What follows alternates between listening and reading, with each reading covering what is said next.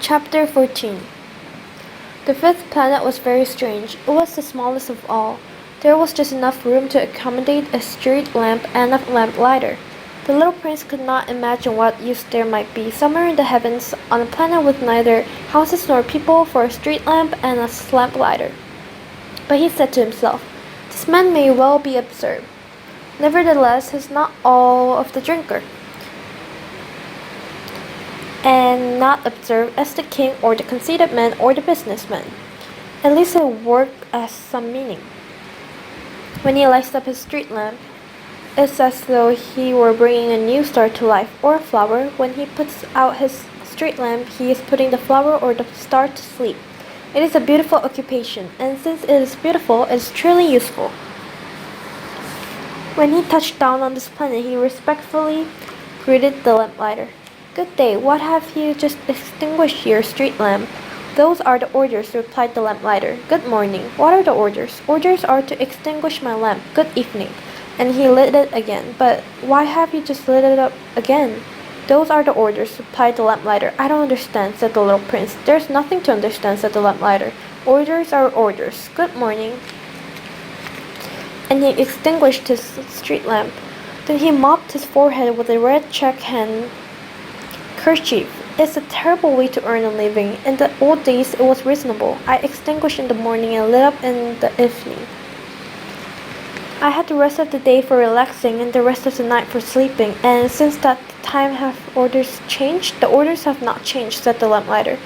That is the tragedy of it. Year by year the planet has been revolving more and more rapidly, but the orders have not changed. So now it completes one revolution every minute, and I no longer have a moment's rest. I light up and extinguish once every minute. How very funny. The days on your planet last just 1 minute. It's not in the least funny, said the lamplighter. A month has already gone by since we started talking. A month? Yes, 30 minutes, 30 days, good evening. And he relit his lamp. As he watched, the little prince felt drawn to this lamplighter who was so faithful to orders. He remembered the sunsets he used to himself to seek out in earlier days simply by pulling up his chair. He wanted to help this new friend. "You know, I can think of a way you could rest whenever you wanted to." "I always want to rest," said the lamplighter. The little prince continued, "Your planet is so small that 3 strides will take you all the way around it. You have only to walk slowly enough and you can remain in daylight all the time. When you want to rest, you simply walk and the day will last as long as you like." "That does not get me very far," said the lamplighter. "What I like doing in my life is sleeping." "That is bad luck," said the little prince. "It is bad luck," said the lamplighter. "Good morning." And he extinguished his lamp. "This fellow," said the little prince to himself as he continued on his travel, "would be laughed at by all the others, by the king, by the conceited man, by the drinker, by the businessman. However, he's the only one who does not seem to me ridiculous. Perhaps that is because he is preoccupied with something other than himself." He breathed a sigh of regret and went on thinking. "He's the only one I could have made my friend, but his planet is altogether too small. There's no room for 2 of us." What the little prince did not like to admit was that he was very sorry to leave this planet most of all, because it was blessed with 1,440 sunsets every 24 hours. Chapter 15. The sixth planet was 10 times larger than the previous one. It was inhabited by an old gentleman who wrote voluminous books. Well, here comes an explorer," he exclaimed to himself when he caught sight of the little prince. The little prince sat down on the table and panted a little. He had already traveled so very far. "Where do you come from?" said the old gentleman. "Where is that big book?" said the little prince. "What do you do here?" "I'm a geographer," said the old gentleman. "What is a geographer?" "The geographer is a learned man who knows where all the seas, rivers, towns, mountains, and deserts are located." "Now that isn't interesting," said the little prince. "Here is a real professional at last." And he looked around him at a geographer's planet. Never before had he seen so magnificent a planet. "It is certainly beautiful. Your planet doesn't have oceans?" "I can't tell," said the geographer. "Ah. And mountains?" "I can't tell," said the geographer. "And towns and rivers and deserts?" "I can't tell you that either," said the geographer. "But you're a geographer." "Quite so," said the geographer. But I'm not an explorer. I'm in dire need of explorers. It is not the geographer's job to go around counting off the towns, the rivers, the mountains, and the seas. The geographer's is far too important to go sauntering about it. He does not leave his desk, but there he sits and receives the explorers. He asks them questions, and he notes down what they recollect of their travels.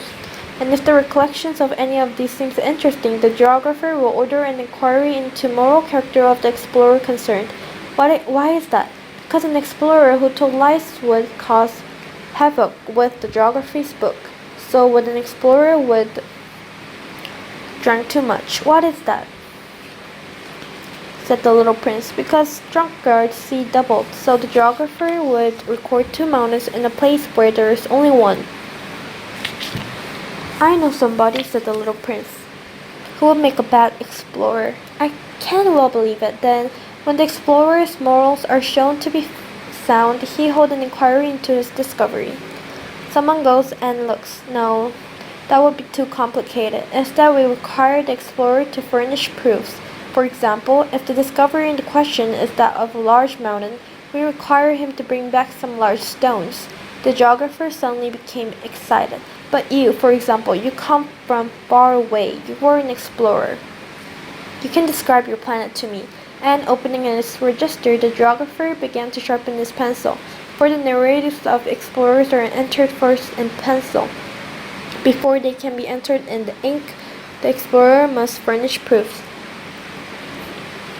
Well, said the geographer expectantly. Oh, where I came from is not very interesting, said the little prince. Everything is so small. I have 3 volcanoes, and 2 are active and the third is extant, but one never knows. One never knows, said the geographer. I also have flowers. We do not take note of flowers, said the geographer. Why ever not? They're prettier than everything else, because flowers are ephemeral. What does mean ephemeral? Geography books, said the geographer, are the most precious of all books. They never go out of date. It is very rare for a mountain to change position. It is very rare for an ocean to be emptied of its water. We record what is eternal, but extinct volcano can come back to life. The little prince interrupted. Why does ephemeral mean? Whether volcanoes are dead or alive, it amounts to the same as far as we are concerned, said the geographer. What counts for us in the mountain? And that does not change. But what does ephemeral mean? Repeated the little prince, who had never in his whole life given up on question once he had asked it. It means which is threatened with impending death. My flower is threatened with impending death? Certainly. My flower is ephemeral, the little prince said to himself, and she has only 4 thrones to defend herself against the world, and I have left her all alone on my planet. It was his first impulse of regret, but he took heart again. What do you recommend me to visit next? He asked. The planet Earth, replied the geographer. It has a good reputation, and the little prince went away thinking of his flower.